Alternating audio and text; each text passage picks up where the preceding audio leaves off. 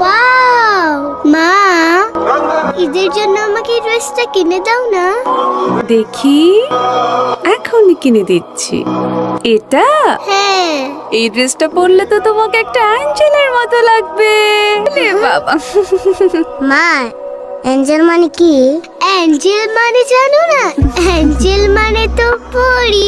মা, আমি কি পরি হইতে পারবো না?